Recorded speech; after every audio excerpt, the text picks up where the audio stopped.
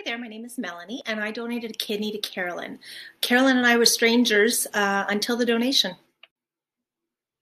Back in May of 2020, something came across my Facebook page. It was somebody that was looking for O positive blood types for a kidney donor. I am O positive blood type, and I know that because I donate blood frequently. So I just answered it. I don't know why. It's not something I ever thought of ahead of time. I just thought, hey, let's see where this brings us. So I sent the email out saying, I'm O positive, what can I do? I got an email back asking me to get in touch with the nurse who does all the organizing for all the transplants. Her and I spoke briefly. She set me up for some initial blood tests. I proceeded to do testing for about 6 months until I found out that I was a match in November. I met with my physician and the donor's physician and told Carolyn, who after the initial contact, we had kept messaging back and forth with short messages, but I ultimately made the decision once I signed the paperwork in November to be a donor. My family was a little bit uneasy with it. They had tons of questions, which I also had at the beginning, but I had all the answers because I asked the nephrologist, the questions, and ultimately, of course, they were concerned. It's major surgery, but it went well. And long story short, everybody is well. I'm healthy, and my family couldn't be prouder.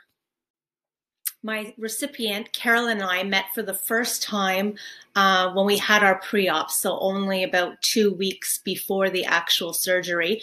We met for the first time. It was during COVID, so we weren't able to hug, but it certainly was an emotional moment. She was with her husband, so it was nice to meet for the first time.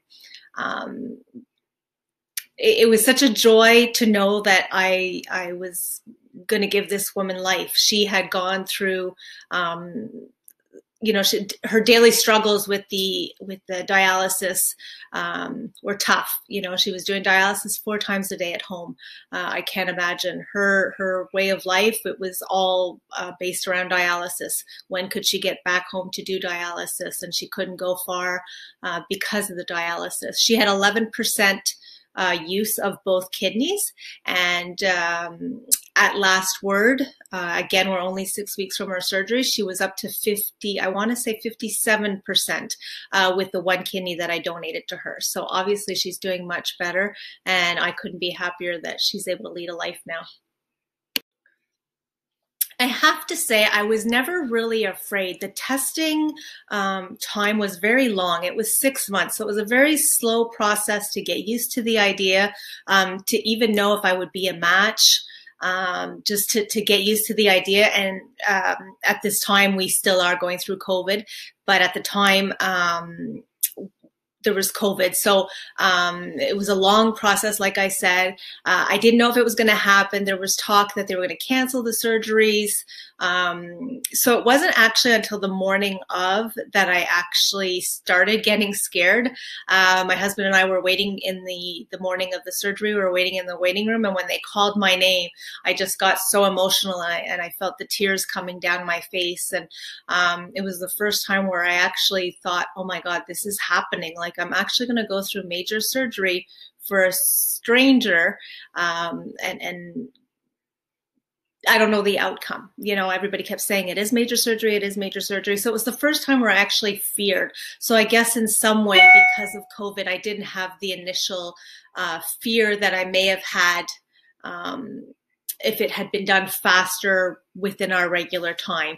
So everybody at the hospital was amazing, and my story had gone around. So the doctors and nurses and everybody involved was amazing, and I calmed down.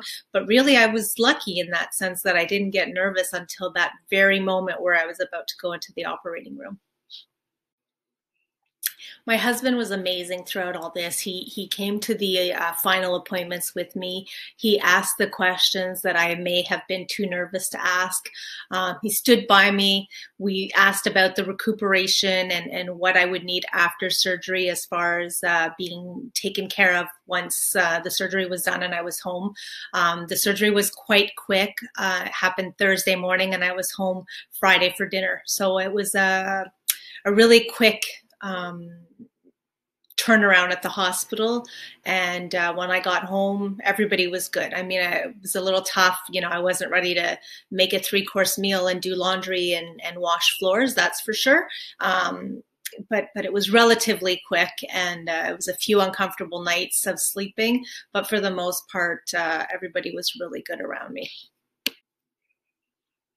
After my surgery, Carolyn and I, obviously, a lot of people have the feeling that, at least where we had our surgery, the surgeries were done one after the other. So I had the kidney removed, and then Carolyn came in and they put the kidney in.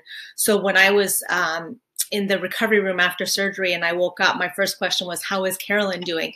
And most of them couldn't answer me because she was still in surgery. So that was a bit difficult for me. But once I was put in a room and I finally heard the news that the surgery was a success and Carolyn was doing well, that was really the best moment, that I hadn't done this in vain. Because I was concerned that if I gave my kidney and it didn't work, I was concerned. So when I found out that she was doing great, it was all worth it and everything was good. I am currently 6 weeks post-op and I'm pretty much back to normal. I have a bit of sensitivity to the area where the kidney was taken. It was my right kidney, so I'm a bit sensitive on that side to touch or push, but for the most part, I'm doing well. I'm walking normally. I'm going back to work. It hasn't really been as bad as you would think, considering it was major surgery. The first week I would say was tough. Bending, getting out of bed, any type of thing where I would bend was a bit tough. But I didn't take the big drugs that were given to me. I was okay on Tylenol. I might have needed help to get up, to bend down. But other than that, it was really great. Like I said, it was really great. Our couch was quite low, so I actually had the chair I'm on now. I had it moved to the other room because I'm straight in it, so I felt more comfortable. So a few changes like that had to be done, but it was really temporary. I would say not even the first week, like the first 5 days or so. But I said they recommended walking, which I did. I followed all the recommendations. After 4 days, I was completely off Tylenol. I wasn't taking anything at all. I didn't need it. Every day I was able to walk a bit further. So it was what I did. But I suggest following the directions that are given by the physicians, and everything will be great. So after donating my kidney, like I said, it's still pretty recent. It's only been 6 weeks. Nothing has changed. My health is no different. There's nothing I can't do. There is no long-term medication. There's no long-term health. I just need to be checked once a year, which can be done by my family physician. So really, there's nothing. I'm the same old me that I was pre-surgery. Like I said, I'm feeling great. I have no regrets. Nothing's different. The only thing I could think of really is I can't take Advil, or I have to be careful when I'm taking Advil, which I substitute with Tylenol. No big deal. But really, I'm the same me as I always was. When I share my story, I'm often asked why I did this. Our story is a little bit different because I basically donated to a stranger. I didn't know Carolyn prior to the surgery. So most donations are done through family members. So obviously the first question people ask is why? Why would anybody do this? And like I said, right from the very start, I answered this ad not knowing why. I still don't know why I did it. It was just, I was just going through Facebook, like I said, scrolling through, and I shot off an email, and here we are all these months later. It's the right thing to do. There are so many diseases out there that don't have any cures, don't have any way to heal the people. People are dying or not able to live their daily lives because of diseases that they have. And this is something I could help with. this was a life or death for Carolyn, or unless she remained on dialysis for the rest of her life, which obviously is a difficult situation. But it was just such an easy thing for me to do. Realistically, 6 weeks is very little time to get over this.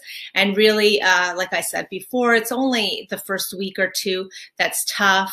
But I've given somebody hope. I've given somebody life. I'm a firm believer in karma. I think this is, I've done something good for somebody. Karma will come to us. So obviously I hope that my family will stay healthy, and that everybody will be good. And that's really why I did it, just because we're all human, especially during COVID. Times are tough. And I did it in 2020 when we had a rough year, and it was just kind of a way to finish the year off with a bang, and save somebody's life. So 2020 wasn't completely a write-off. It was something that I did for somebody, and this woman can now lead a healthy, normal life because of something I've done. I'd say overall what surprised me the most, I would say, about this surgery, I think I watched too much television, because when you see this type of thing happen on doctor shows on television, you see a doctor take the kidney out of one person and walking over and putting it in the other person.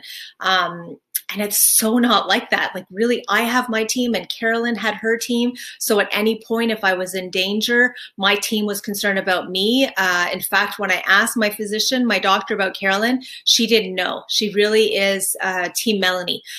So she didn't know anything. So that was really surprising. I really thought it was one person, one physician, one surgeon that worked on both, but it was totally separate, which is nice to know, because a lot of people are concerned that that they just want my kidney and forget about Melanie. You know, they just want my organ and give it to the recipient, but not at all. That's not at all what it was. Like I said, it was, people were concerned. They were there for me. I remember before the surgery counting in the operating room, and there was about 20 people there. And those 20 people were there for me.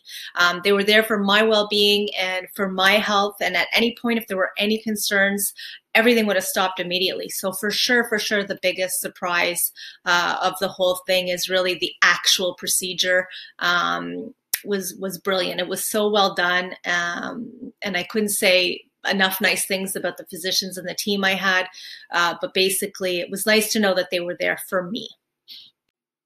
If you're considering being a living donor, reach out to somebody who's been a living donor. I hope I've answered as many concerns that anybody might have, but honestly, it was a wonderful experience to know that I've saved somebody's life. Post-surgery, people have been amazing. Because our situation was a little different, being that Carolyn was a stranger, we had lots of interviews, people wanting to hear our story and why I did it. And it's just amazing. So I can't imagine the feeling, if you save somebody, like without hesitation, if my family member needed this type of surgery, like without a doubt, it's such a great feeling to know that somebody's life is going on because of something I've done, and without any long-term effects to me.